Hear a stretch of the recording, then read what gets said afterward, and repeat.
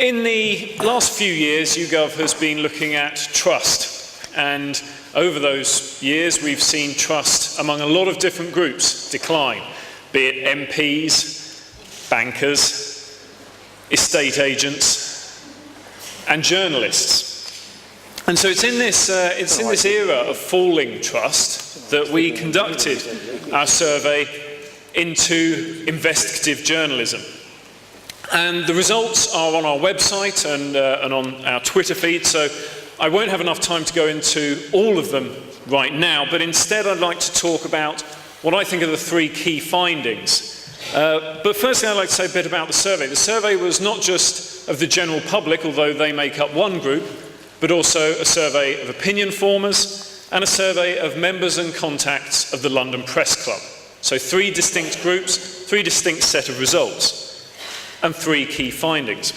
For me, the first finding of importance was the belief among all those groups that investigative journalism is having a positive impact on the state of democracy in the United Kingdom. 53% of the general population agree with that, 75% of opinion formers, and 87% of the London Press Club. It gets better. The second finding is that the quality of investigative journalism is high. When asked to rate the quality, similar numbers were seen. Good or very good was chosen by 49% of the general population. So again, nearly a majority of the general population, but 25%. Robin Hood. 25% believed that it was poor, and 26% said they didn't know. Among opinion formers, 62, nearly two-thirds, thought that it was good or very good quality, and three-quarters, 74% of the London Press Club thought it was good or very good. So for journalism, there's a recognition that it's having a positive impact and it's doing a good job. But what about journalists? And it's here that there's some difference. Among members of the London Press Club, two-thirds believe that journalists are of high quality. But among opinion formers and the general population, more people feel that they are not of high quality than that they are. So, these are what I think are the three key findings. As I say, there's a lot more in the results available on our site and on our Twitter feed. But I hope that will provide a sufficient introduction for the debate, so I'm going to hand over now to Andrew Neil. Thank you, Joe, for unveiling yet again the sound common sense of the British people in believing what I believe, so they must be right. Can investigative journalism survive? It's a question that journalists are always asking again and again and again and again. And it's clearly of interest to see the number of you here tonight. And we're always in some kind of existential crisis that it's always about to collapse, and yet somehow it just keeps on going and more stories are published that powerful people don't want to be published, which is probably the best definition of investigative journalism. When I inherited the Sunday Times Insight team in 1983, which was then probably the best known investigative journalism in the world, I abandoned the team, and the answer then was investigative journalism couldn't survive. Somehow the new team went on to discover that Arthur Scargill was trying to raise money from Colonel Gaddafi during the miners' strike. It discovered the secret people who were donating money to the Conservative Party, two of whom were on the run from the law, and it revealed all the secrets of Israel's nuclear arsenal. So somehow the investigative journalism survived. We have 5 speakers tonight who are at the heart of investigative journalism, who themselves have done some wonderful work for your delectation tonight. They will make some opening statements, talk among themselves, and then we'll throw it open to you so you can have your say and ask your questions. So please, let me begin with one of the country's best-known authors and journalists, famous for his investigative journalism. If he says he's going to write a book about you, my advice is to leave the country right away. Tom Barr. Good evening. We've each got 5 minutes, so I shall rattle through it. all journalism is investigative, good journalism, but there are three reasons why it is at the moment imperiled.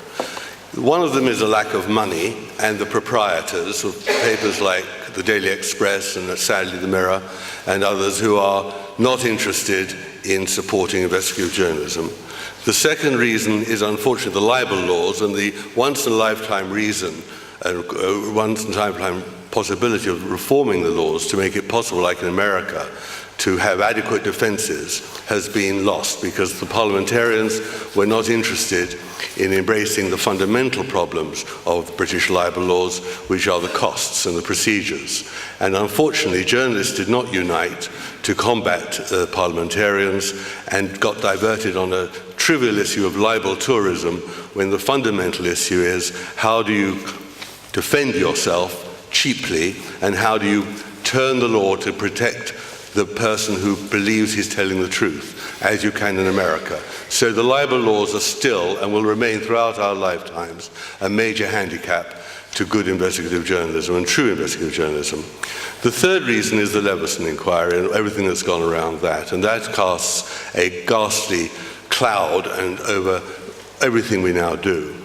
And the reason I say that is this, that we're in a position now where a policeman can knock over Ian Tomlinson, a group of policemen can shoot Jimenez in Stockwell, a group of policemen can falsify statements in Hillsborough and even set up a cabinet minister, and not one policeman is ever convicted of the crimes which they commit. And yet, dozens and dozens of journalists employed by News International are now either charged or have been arrested and are living in limbo for what, in comparison to what the police have done, and we are not professionals as journalists, we're just tradesmen, are trivial offences in my view. And this is where we get to the heart of why we're even, I think, having this debate now, which we wouldn't have had probably 3 years ago. And that is this. Undoubtedly, in the last couple of years, one of the finest pieces of investigative journalism was done by The Guardian in exposing hacking. It was a conspiracy to suppress a crime, and it would have succeeded if The Guardian hadn't exposed it. But I think now it's gone too far. And although I'm looking forward to hear what Alan has to say about it, I think that The Guardian needs to now stop this battle which it started between itself and the right-wing press, whether it's the POPs or the News International quality papers. Because in their very successful expose of hacking, they made two fundamental errors which have carried forward and which now are, in my view, hampering the rebuilding of trust in newspapers.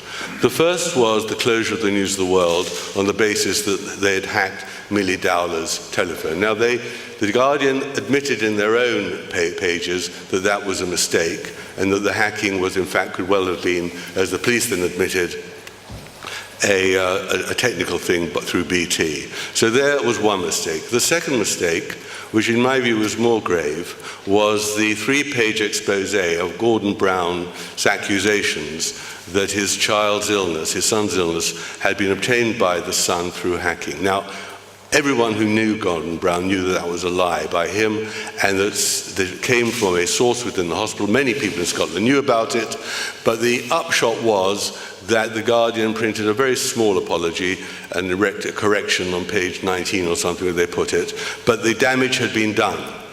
Now, once Leveson got going, we, I think, faced a dreadful situation because Leveson knew nothing about newspapers, knew nothing about the media, but as his deputy had David Bell, who proclaimed that he did know about the media.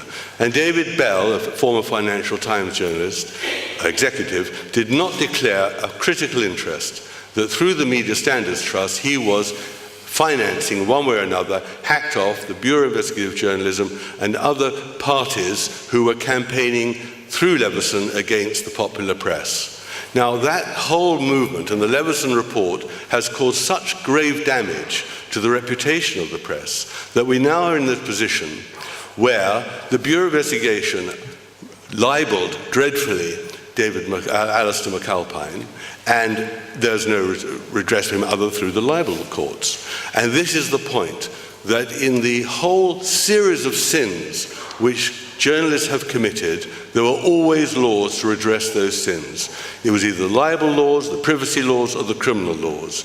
We don't need more laws to regulate the press. But we're in this position now, which is very serious, where you have parliamentarians eager to control the press, and the charter which Leveson proposed, and which the parliamentarians took up at midnight in their meeting in Miliband's office between Miliband, hacked off, and Oliver Letwin providing the pizzas, is absolutely not voluntary, because the moment you say to newspapers that unless they comply, they're going to suffer exemplary damages, it isn't voluntary. The only way in which newspapers can survive as a free force in this country is by self-regulation.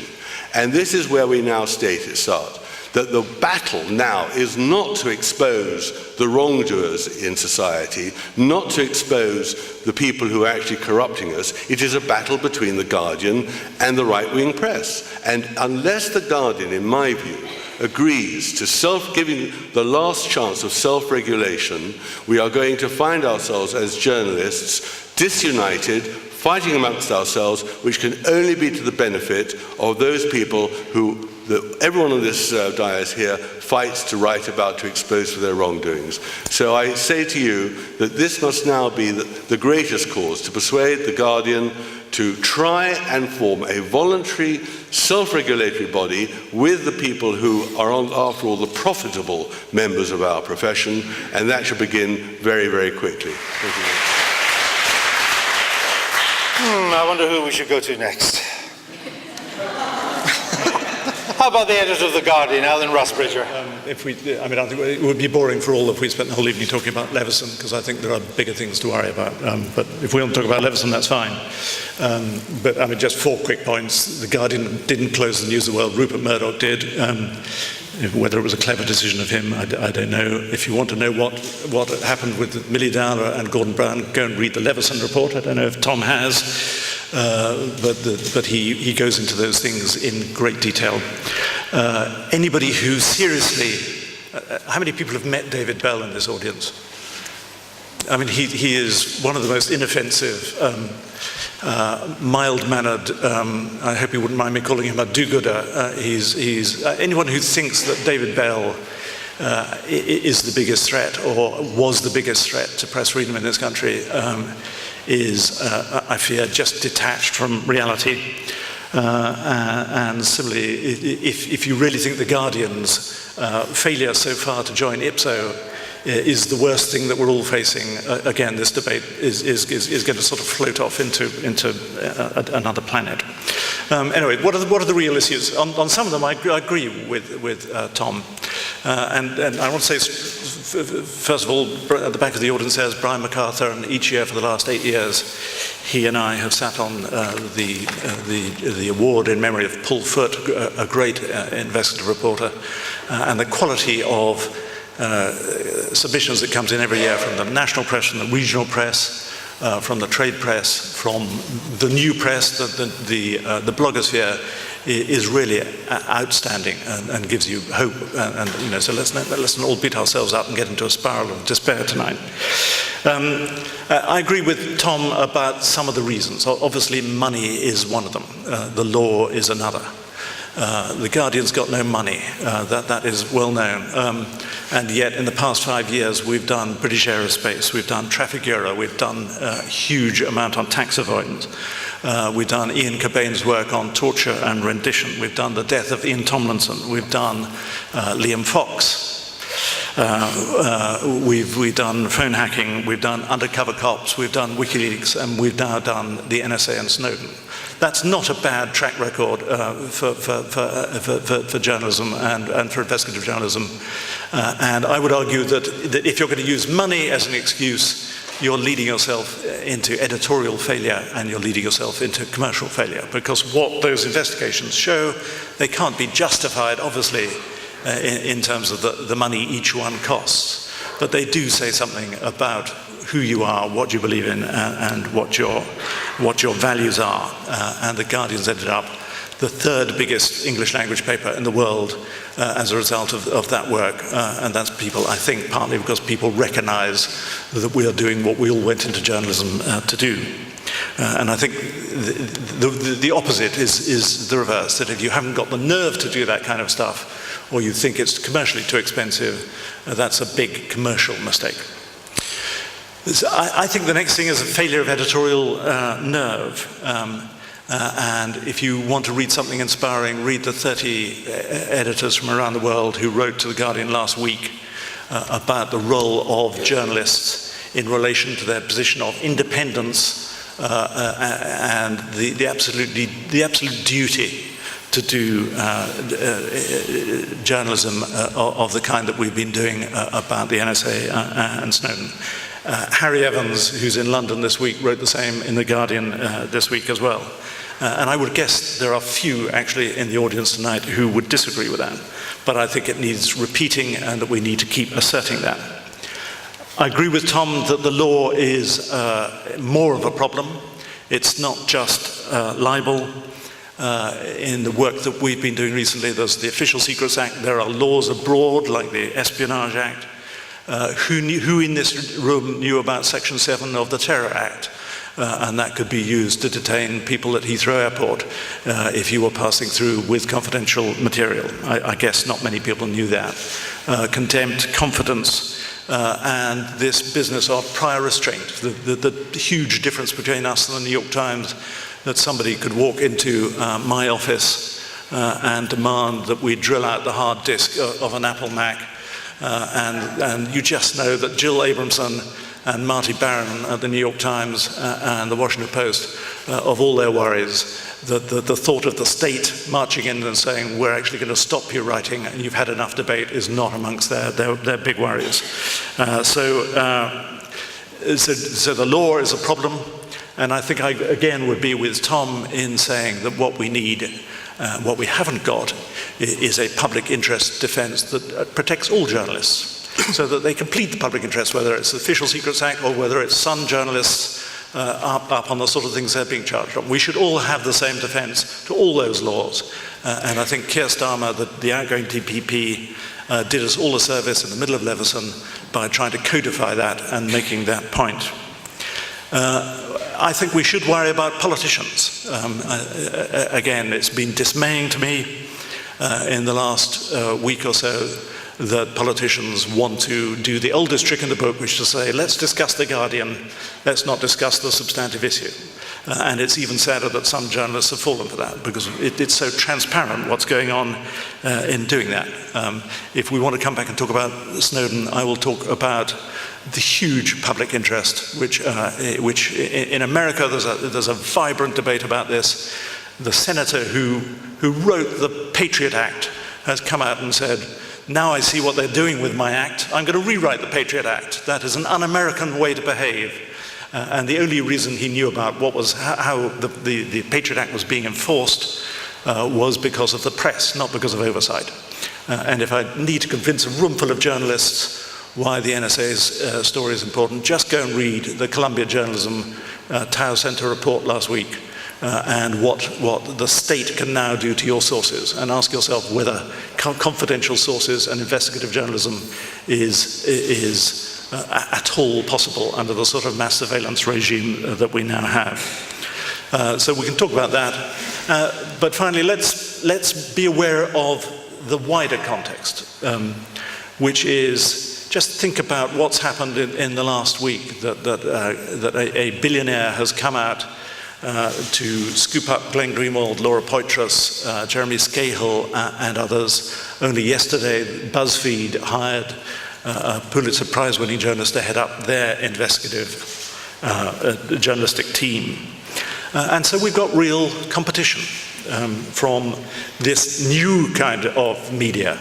And I think that is a really interesting aspect. Edward Snowden came to The Guardian via Greenwald, who has got a foot in each camp. He is part of what we would recognizably think of as the Fourth Estate. But he has an existence which is recognizably of some kind of new media world. And I think we need to think about that and the formidable competition that we're going to be faced with there. I would, of course, defend the Fourth Estate. I think the Snowden story would have been impossible without the reporting, the editing, the legal team, the institutional robustness of the press. I mean, that is so important, and speaking to a roomful of journalists, nobody's going to need me to labour that point. But there is a new world which is going to operate to different rules, and I think when we think of this, the combination of what's gone in the last few months between the institutional robustness of the press and these people who live half in and half out of that world, I think that's something we need to think about. So it's not, can journalism, investigative journalism survive? Of course of course it's going to survive. Whether it survives with us as a body of people depends on our editorial will, and it depends on the law, and it depends on having the nerve to keep doing it, because I think that is the path to editorial and commercial success. Our third speaker tonight is an investigative journalist, without whom we would never have found out all these delicious details of MPs' expenses, from the moat to the duck house, and many things in between. Our third speaker is Heather Brooke. Hi, well, I'm a practicing investigative journalist and now a professor of journalism at City University. And I say that because I've kind of moved laterally across industries. It seems every industry I go into has a major disruption. So first journalism, then writing books, publishing, and academia. But there's a reason why I've kind of traversed those three different careers. And really, it is a disruption. It's incredibly difficult to investigate news that's in the public interest and not in the private interest. And when I think about that question, can investigative journalism survive? I have to say, no, I don't think it will in the current form that we think of it. And in the current form, I think of it as doing a kind of civic good, the whole Fourth Estate idea, where you as a journalist are out there as a sort of a different type of regulator. You're the public's hired gun, and you're out there speaking for the public, investigating on the public's behalf. The problem now is that the public aren't paying for that. And I was interested to hear the results of the YouGov survey saying that people in general support investigative journalism. The problem is that support doesn't translate into financial support. And this is the issue with the idea, this kind of illusion that people have that the news is free and that they can continue to not have to pay for news and they'll still get good quality investigations that are done in the public interest. Well, that's just not the case. It's not sustainable to do that. It takes a lot of resources to do that sort of civic investigation. And if the main audience that you're doing it for doesn't think that it's valuable enough to pay for it, then why are you going to continue? And so that's really kind of why I sort of morphed out of newspapers into writing books, because there was more of I thought a sort of financial stability around writing books. And now into academia, where there's still an environment where you can do that sort of long-form research and verification and get paid for it. And that's the worry that I have, is that while I agree with a lot of what Alan Rusbridger said, the issue I do take is that by giving away news for free, you sustain that delusion that the public has that it is free, that it doesn't cost anything, and that they don't have to pay for it. And really, it's only until all of those artificial freebies go to the wall that the public will really come to an awakening that if they want to be informed, and if they want to know what's actually going on, then they're going to have to pay for it in some way. And either we have to figure out the new business model for journalism and take the advertising revenue away from the distributors of news, the Googles and the Facebooks, and bring it back into the news generators, or we have to think about the way we practice. And what I've seen is that a lot of investigative people no longer, they've moved out of working for the public interest, so they don't work for newspapers anymore, and in fact they now work for private interests, and whether that's they become public affairs people, PR spokesmen, or they go into working, I have one woman I know went into private investigations, working at Kroll, or there's the new solution that you find your local billionaire, and I sadly haven't met that person yet, and they support the whole endeavor, but or a philanthropist. But I feel that really loses the spirit of the whole civic spirit of what journalism is meant to be about. It's meant to be for the public good and not a private good. And so the public really has to come to an awakening and an understanding. If they want journalists to write, to investigate for the public good, then they're going to have to pay for it. The second point I wanted to make about the difficulties of practicing journalism, particularly in Britain, and you can probably tell from my accent that I worked in America as well, is the law. You know, there's never going to be a kind of version of In Cold Blood in Britain because of the difficulty of getting the Truman Capote book, the difficulty of getting that kind of essential original documentation, court records, police incident reports, arrest booking sheets. All that stuff is not available in Britain. And for a journalist who wants to write about real life in a factual way, it's very difficult, if not impossible, to get hold of that information. I guess I'd finally say that part of the reason well, it's about how do you incentivize the system. And at the moment, I look at the MP's expenses as a very good example of how the British journalism environment is incentivized. So I came from America quite naively, thinking that I could break stories by doing hard work and trying to get original information myself from government bodies. And so I used the Freedom of Information Act to do that. And in the case of Parliament, they refused to give out that information, and then it ended up in a very protracted court battle, which I finally won. But I took it all on I was a freelancer, and I took it all on my own, at my own risk. And anyway, we went to the High Court and I won. And the information was meant to all be published, but in fact it wasn't.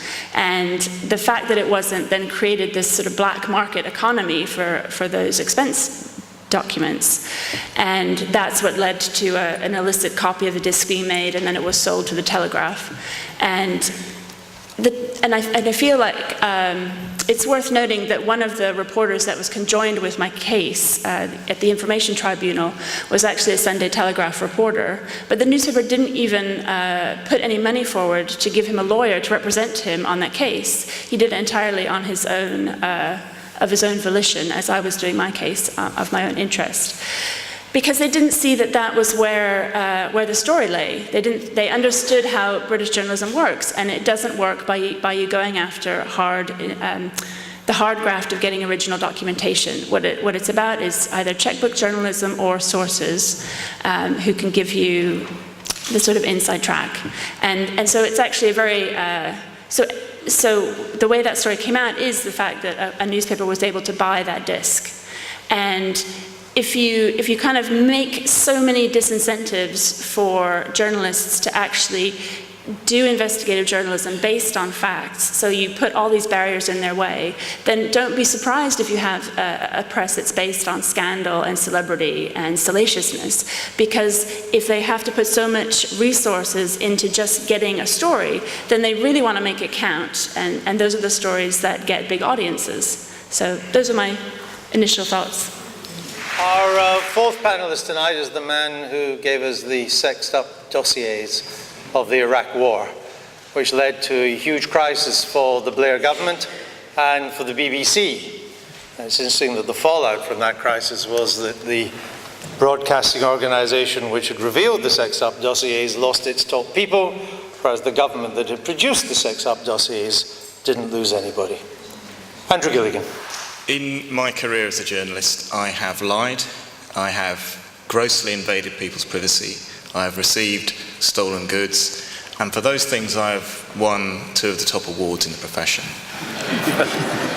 In 2003, I got the Amnesty International Award for lying to the sales director of a company that was marketing illegal anti-personnel landmines.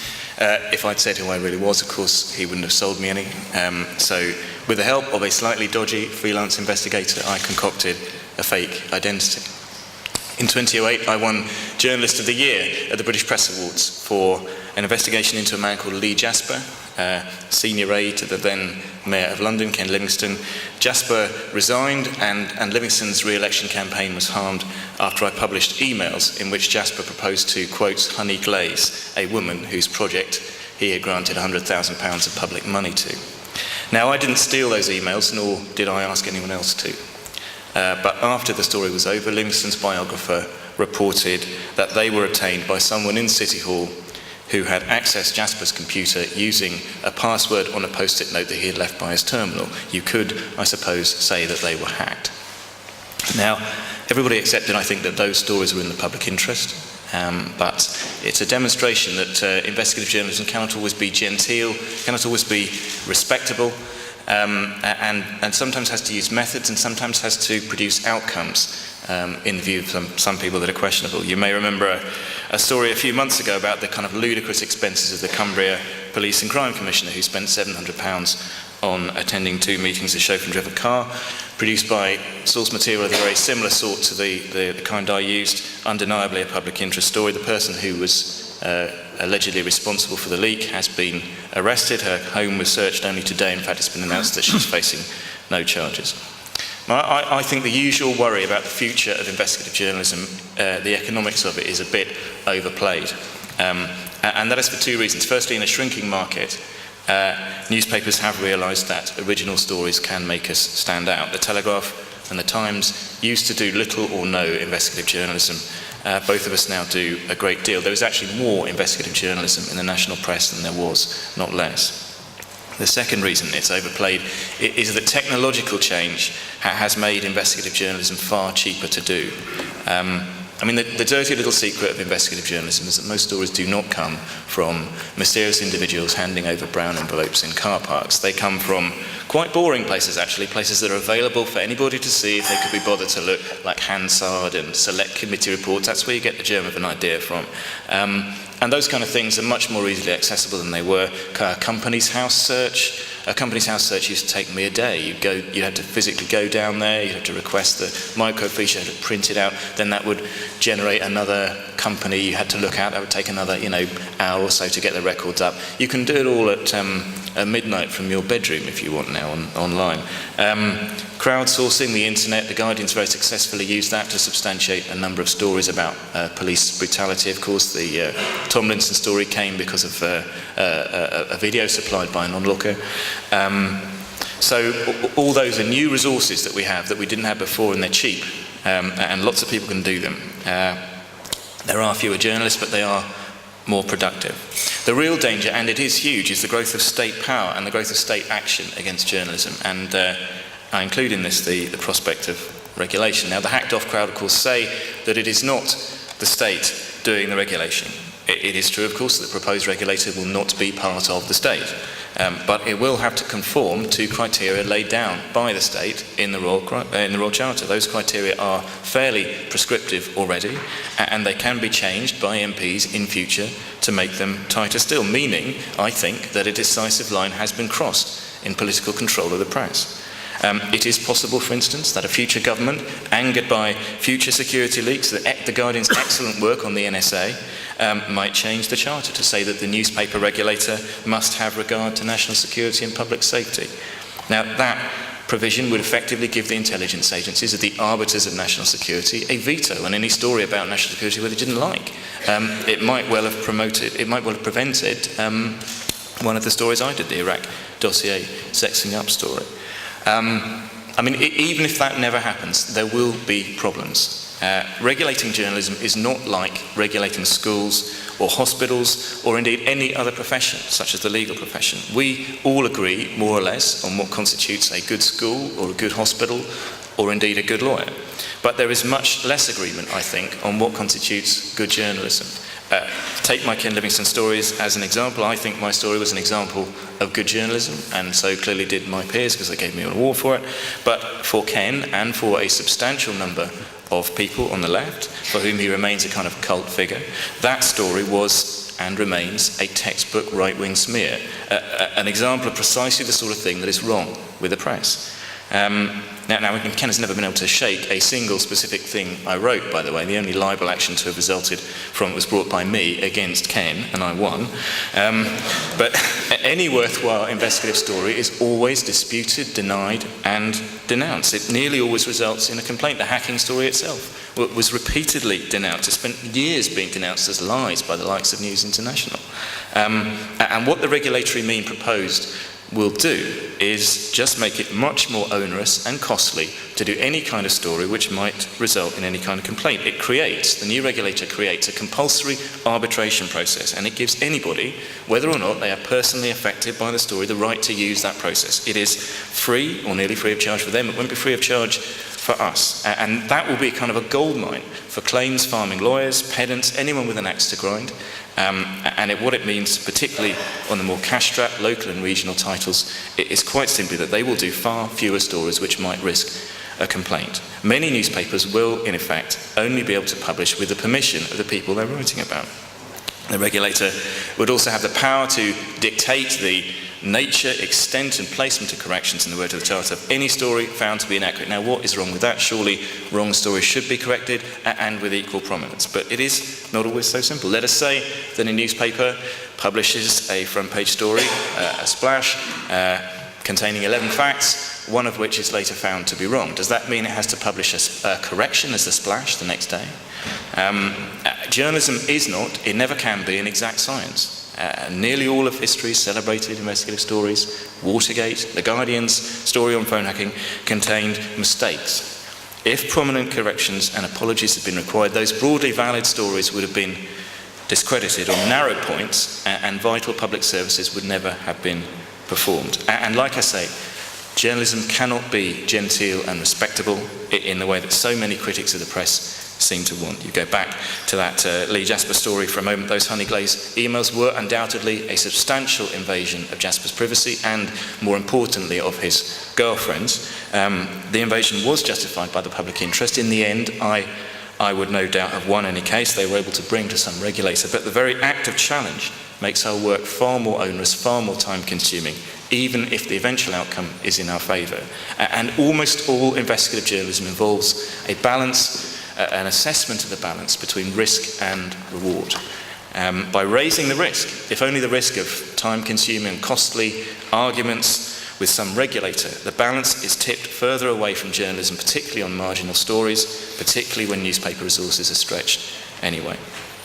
And to anyone who thinks that the press no longer matters, the internet or somebody can do it all outside the jurisdiction, I say two things. Firstly, the core skills, the legal resource and the toughness of mind needed to do this work still exist largely only in professional journalism. And secondly, that the state is powerful, and the internet, as we all know, is well within its reach. How many stories has WikiLeaks broken lately? Regulation and police action against sources are only part of it, of course. The Guardian's disclosures about the NSA and UCHQ are not only disturbing in themselves, and they do, as Alan mentioned, put at risk all journalism, the ability to keep all sources protected. But how that story was dealt with demonstrates a key danger. The detention of the partner of one of the Guardian's journalists, David Miranda, at Heathrow under anti-terror laws, even though he was plainly not a terrorist, rightly outraged the left. But they don't seem to have drawn the key lesson that powers granted to the state for one purpose will always be abused by it for another purpose. And if you think that all regulation will do is tame the evil Tory tabloids, then you are wrong. It will be used for all sorts of purposes. It will be used against the rest of us as well. And I think press freedom in this country now stands at a crossroads, and I think we are in real danger. Thank you. Andrew Gilligan. Well, the question is, can investigative journalism survive? And I think it can. It will always survive, because there will always be people on the inside with consciences who feel brave enough to expose wrongdoing. And there will also always be nosy people who go into journalism and want to uncover it. But it is getting a lot harder, in my opinion. Heather said we live in a closed society, I believe, and Andrew also said that there's been a growth of state action against journalism, and I believe that is true. I don't think that the public realise how difficult it is for journalists to get information out of officialdom. We are thought to live in a relatively progressive society, but when I've reported from abroad, the attitude to information that government agencies abroad have and so on is much more open than it is in Britain, and that's really difficult for us as journalists. In my experience, financial pressures have taken a toll. It is expensive to fund investigative journalism because it doesn't always come off, and you can go down garden paths quite some way before it falling apart, and if you live in a straitened newsroom, that is something that the paper would have to support, and I'm very grateful that The Independent does that with me. There's also, when Andrew said there's been a growth of state action against journalism, I mean, it has become a lot more difficult to interact with sources, particularly since the Leveson inquiry.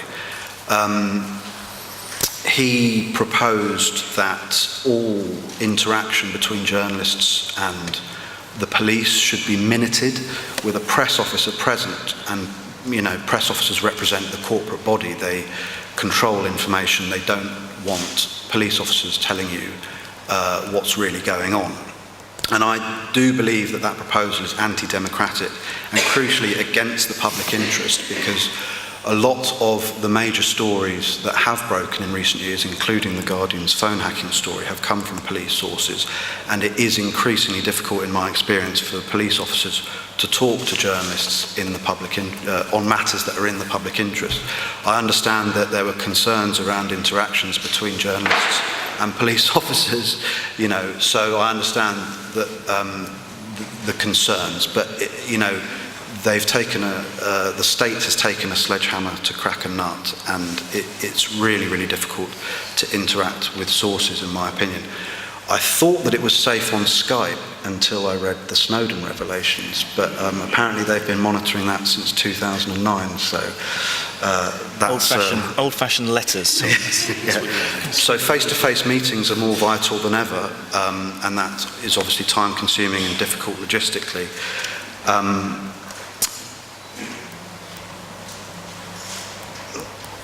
There were two recent examples, just in the last week, of instances where it's just evident that people in power don't really want the public to know what's really going on. Andrew alluded to one of them, the arrest of the source who blew the whistle on the newly elected Cumbria Police and Crime Commissioner's expenses. The chap had just been elected and had spent £700 taking 2 rides in a chauffeur-driven car, and the police official leaked it to the local newspaper and was arrested. And it was clear, in my opinion, right from the word go, that action was in the public interest, and yet the police official faced 6 months of uncertainty while the CPS considered whether or not it was in the public interest. And you've got to ask why that was. Again, just going back to my point on the officialdom's attitude to information, just last week a big story broke on Jimmy Savile and the transcripts of police interviews that Surrey Police conducted with Jimmy Savile in 2009 were released under the FOI Act, and Surrey Police and its crime commissioner said it is right to publish these transcripts, it's in the public interest. But actually what had happened is an investigative journalist, Jonathan Cork from the Daily Star, put an FOI request into Surrey Police for those transcripts, which showed the bizarre relationship Jimmy Savile had with the police. He put that FOI request in March, and Surrey Police fought it tooth and nail. It's now your opportunity, ladies and gentlemen, to put questions or make points to the panel. Just before we do, let me just clarify what the panel thinks. Can investigative journalism survive? Let me just have in a sentence from all of you the answer to that question. Tom Barr. Absolutely, yes. Yes. Andrew. Yes, it can. Yes. Heather. In some form. Tom. Yes. That wasn't a debate. What's that? Well, and that's not a great contribution to it either, is it?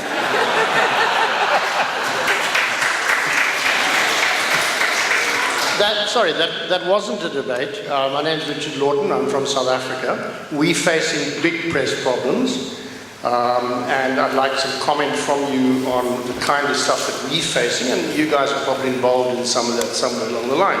But it wasn't a debate, and I'd like you to kind of get more robust around, whether this can or can't survive. Take on the issue of technology, whether that is really the future, and it's the attitude that survives, not the press per se. When I was chief executive a couple of years ago, I saw the opportunity to expand funding for investigative journalism in the field of charitable funding, and I got the Charity Law Association to give evidence to Richard Inglewood's Committee on Investigative Journalism in the House of Lords. Now, last February, Inglewood reported and asked the Charity Commission to consider the matter. And last September, the Chief Executive of the Charity Commission said this was a very significant issue. We do need to look at the issue with our colleagues in the sector, that's the charity sector, and outside, that's you, and that the first thing would be for the Charity Commission to arrange an event. Now, I saw this as a great opportunity for expanding the basis of funding for investigative journalism. But now I've retired, I was not up to speed, and today I called the Charity Commission to find out what was going on. And I bring you news. And the news is they don't plan to do what the chief executive said they would do. The issue is dead as far as they're concerned. Now, I have a report of the initial meeting here. I have the press release from the Charity Commission if anyone wants to take it up. But I hope, I no longer have a locus, I'm retired. But there are a lot of people here who have a locus. And I hope somebody can do something to kick the Charity Commission into action. Of course, charitable funding will not be core funding for investigative journalism, but it could be a very useful augmentation. The real problem is not the money for the journalism, the problem is the money for the defence of the journalism. And in my personal case, I've written a book exposing Richard Desmond as a crook and much worse. And it is not that it's not true, it is not that I can't defend every point, but when he sued before it went to court, the 3 weeks in court cost £4.5 million for the loser, and that wasn't me. But it was a very risky undertaking, and it was only was able to take it to court because Rupert Murdoch was prepared to tell his insurers to support the case, and they did. And Richard Desmond, having roundly been found lost the case by the jury, the following day the Daily Express headline was, Richard Desmond wins his case. Now, and the book is still not published. And that is the great problem. That is the litmus test. In America, it would have no problem. So it is not the money to find it out. I mean, it didn't cost that much to find out about the sins and crimes of Richard Desmond. But nobody has the money, no publisher or newspaper, to defend it if someone, a rich person, wants to take action. And that is the problem we have. And now we have the problem added on that newspapers, News International spent, £200 million on the defence of the hacking. Papers are losing money. Alan is a saint, but he lost £48 million in 1 year recently. And that is no way to fund journalism, and that is our problem. But it was quite an achievement to get the Express to splash on a story that wasn't about the weather or Princess Diana. Or house prices. But that's not a problem of money, fundamentally. That's a problem of the system. It shouldn't cost so much money. It doesn't cost so much money elsewhere. So that is a problem of political and state action that can be addressed by political and state action. Alan, is there a shortage of, obviously some papers are struggling, other papers are not, some are profitable, there are other sources of money, some are doing pretty well. Is there a shortage of money for investigative journalism, or is it the decision of editors as to how they spend their money?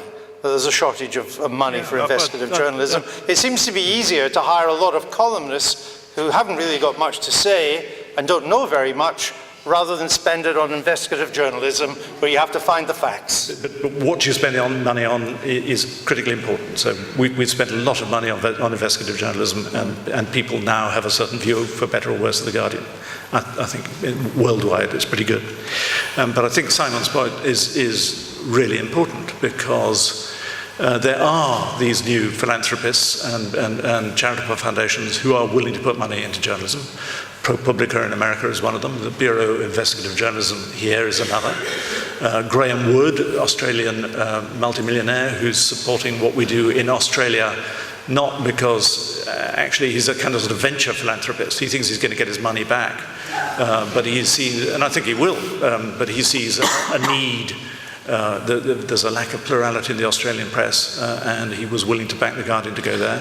We take money from the Gates Foundation to do reporting in Africa, and now you've got this man, Pierre Omidyar, who's coming out with 250 million to support investigative journalism around these important issues that Glenn Greenwald and others have been writing about.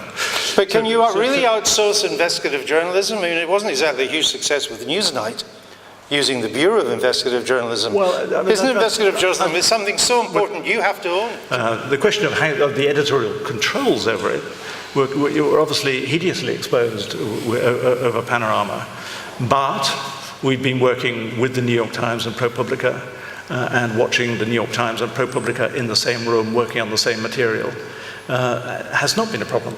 So I think ProPublica is a really excellent model, and there have been some mishaps, but I think the Bureau of Investigative Journalism has done some excellent things too, and ought to be supported, and ought to be entitled to charitable relief. And my question is whether there isn't a role perhaps for journalists and newspapers to go one extra step to help people campaign and take up issues, so that if you report on something, you say if you want to engage in this, how and where you can. Because many people don't understand how the system works, don't know how to have an effective voice, and a lot of what's in the media is like people are spectators and not participants. I think it's Hemingway who said, some people make things happen, most people watch things happen, many people watch things happen, but most people don't know what's hit them.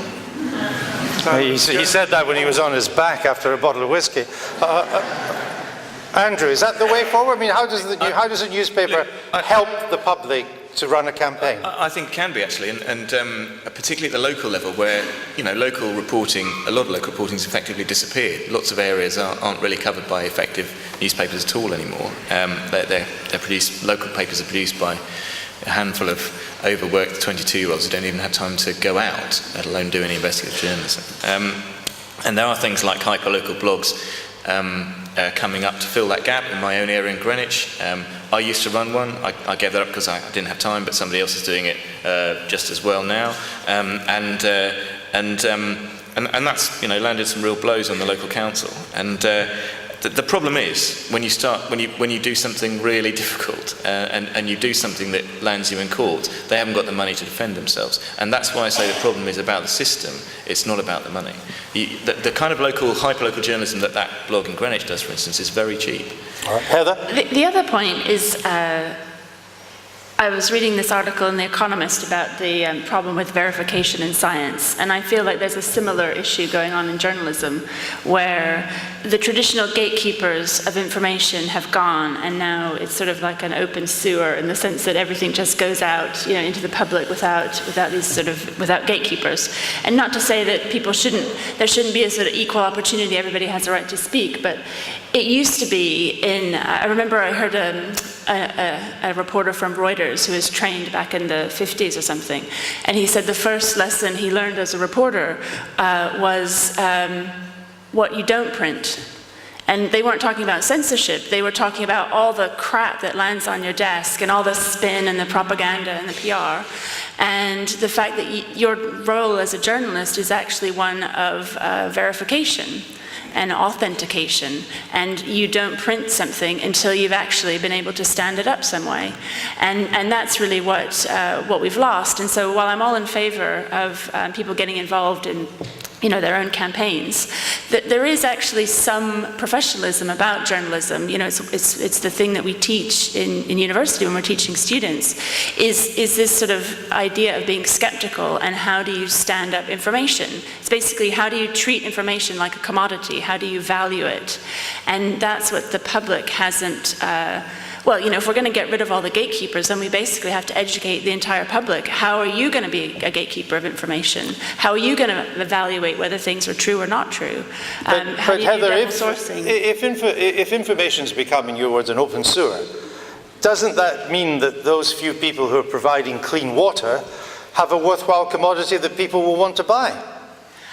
I would think so, and certainly you can see... so what's the problem? You can see, who's the buyer? So the people that are buying are a very select audience. So I look at like The Economist, for example, or The New Yorker. I mean, they have a very select, quite elitist audience.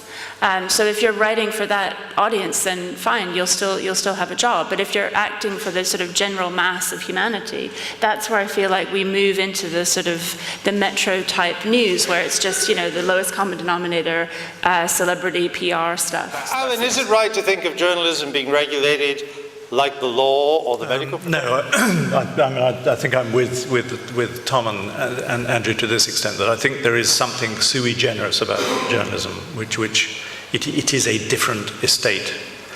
And so therefore I get very nervous when other estates want to step in. And the original sin in all this, to my mind, was not particularly Leveson. It was the invention of the Royal Charter. I mean, I think that was a terrible thing, which was not dreamt up in myth over late-night pizzas in Ed Miliband's office. Was not dreamt up by the left. It was dreamt up by Oliver Letwin in consultation with newspaper groups. And I think that immensely complicates what could have been quite a simple process. And I think what journalists have to do is to produce something that is clearly independent, both of politicians and of the press. And if we did that, I think we would get a lot of support for it from the public. But this medieval piece of nonsense, the Charter, which appeared out of the blue somewhere between Christmas and February, is the thing that has hideously complicated things. If the government proceeds with the Royal Charter that has been voted through Parliament, will the Guardian sign up to it? Say that again? If the government proceeds with the Royal Charter that has been voted through there's nothing charter-wise to sign up to. Will you seek recognition? Will you seek recognition? Well, the Charter doesn't recognise a newspaper. It recognises. Will you seek recognition from a body established by the Charter? I think. Well, I thought this question was going to come up, so let's just revisit the history. Well, I just answered the question. Just answer the question. We haven't got time to go through the history. Will you seek recognition from a body established under the Charter? We're not going to go off and find a Guardian regulator, no. You're not? Do we want a Guardian regulator all on its own? Would that achieve anything? So that's a no? No. No. Yeah. All right. Well, the Independent, Tom? That's a bit above my pay grade, I'm afraid. Would you like a pay rise and then answer the question? I could speak to your editor, But I doubt it. You doubt it? Well, that means the government's going to call a party and nobody's going to turn up. Isn't that right, Andrew Gilligan? Yeah, I very much hope so. I mean, clearly, unfortunately, You're so anti-party. that leads on to the kind of nuclear option, which is, section 40, isn't it? Section 40 of the 2013 Crime and Courts Act, which has already been enacted. Proud baby of Hugh Tomlinson, QC, Chair of HACDOF, which says that any newspaper which doesn't sign up to this state-approved regulator is faced with massive punitive punitive damages, and if any time it's ever sued, and is also going to have to pay the other side's cost, even if it wins. And that's. But will that survive? Will that survive judicial review? Yeah, I think it won't. I think it's clearly contrary to the European Commission. Heather, you follow these things now as an academic. If we are going to be fair to that, because I know it's easy to take sides and become very polarised, but if we're going to be fair to what Leveson was trying to do, he was really aware of the things that Tom and Andrew were talking about, that I've talked about this evening, that I think we would all agree about, which is the hideous prohibitive cost of going to law. And he did try and find a mechanism that would improve that situation about costs. And Alistair Brett, sitting at the back, who set up his own arbitrator, and that arbitration model of trying to solve things by arbitration rather than these ridiculous pitch battles of the sort that Tom's. So, I mean, let's try and be sort of fair to the arguments, because otherwise we all get a bit tribal about it. I love when Fleet Street papers want to be fair to the argument. It's a pleasure to see you. Heather, you follow these things down from an academic perspective. Just briefly, could you tell us what do you think will now happen? Because it seems there's a standoff. The government's rejected, if I use a shorthand, the government's rejected the newspaper's Royal Charter, but the newspapers don't want to go along with the government's Royal Charter. So where do we go? I look on this, I guess my Americanness comes in, and I just look on the whole situation with bafflement. I just can't imagine newspapers fighting about, with some actually agreeing to the Leveson inquiry and being for it. Okay. And I find it difficult as well. Hugh Tomlinson was my barrister who worked with me on the MP's expenses case, and we've sort of fallen out about this as well, because it's a strange ideological divide, I think, in Britain, where you do have elements of the left who are so in favour of state regulation that they actually have abdicated their ideas of a free press in favour of this sort of love of the state, and not seeing the danger that lies behind what would happen if the state is given control. There speaks a First Amendment American. As a former alumnus of both City University and the Sunday Times, and now a barrister, I wonder if Heather thinks, with the tightening of attitudes and the sort of slight misuse of general defence of the realm legislation that Andrew Gilligan alluded to, if she could write her very brilliant book today. Well, it's worth saying that was never, when I did the MP's expenses investigation, but I also did several hundred other Freedom of Information requests, and a few of those became stories. But it was never a particularly financially lucrative business model of journalism, I can tell you that.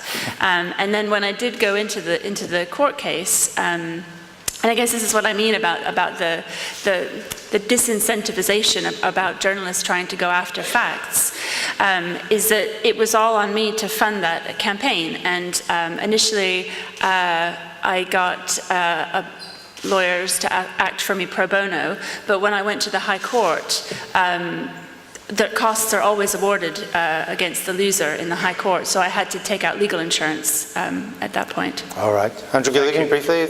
Can I just respond to Wendy Savage's point, which I thought was the most interesting of the night, actually, in a funny way. And she got a round of applause for saying that papers shouldn't investigate doctors offering abortions. And that demonstrates to me the huge danger of where we're going, that actually the Daily Telegraph has every right to be anti-abortion. Every right. You don't have to, newspapers should not have to agree with your own views. I think we need a plurality of views, and they should have every right to investigate people, even if they are doing things with which you are in sympathy. All right, thank you. Can investigative journalism survive? Who thinks it can? Who thinks it cannot? Who thinks you haven't got a clue what we've been talking about? Except for you students. Right, well, an overwhelming endorsement of investigative journalism. So a big round of applause to this panel.